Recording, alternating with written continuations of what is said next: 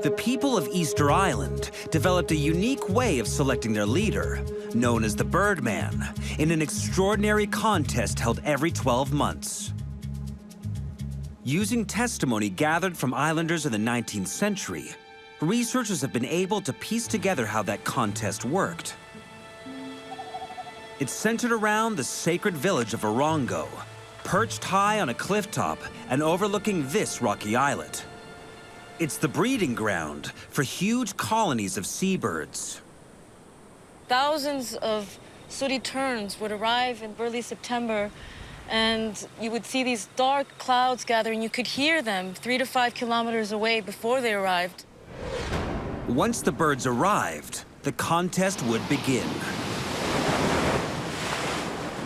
Young warriors, one from each clan, would race to find the first egg laid on the island and bring it back in one piece.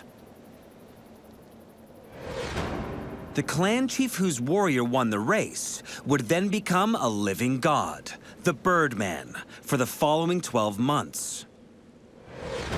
It sounds bizarre, but it was deadly serious. Competitors had to scale down these cliffs 250 meters high, swim out to the islet 1.5 kilometers away, and then they have this hunt.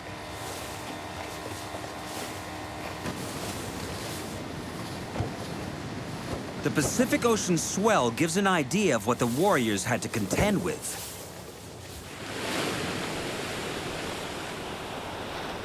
The seabirds favored this island precisely because it was virtually impossible for humans to land on.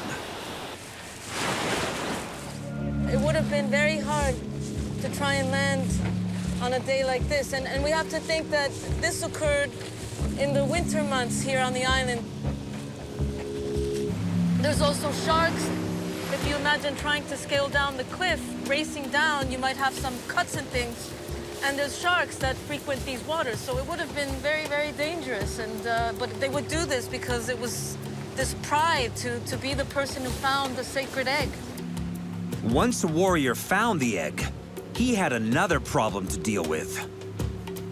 They have to swim back all along this way and scale up that cliff. They obviously need to use their arms. We think that they may have used something like this, a headband. They would put the egg, the sooty tern egg, in this pouch and put it over their head like a headband. And that way they can use their arms to swim back all across this strait up to Orongo.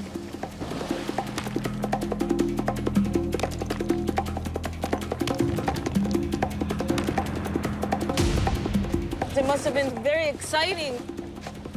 All these people waiting up at Orongo, finally they get to hear who the winner is.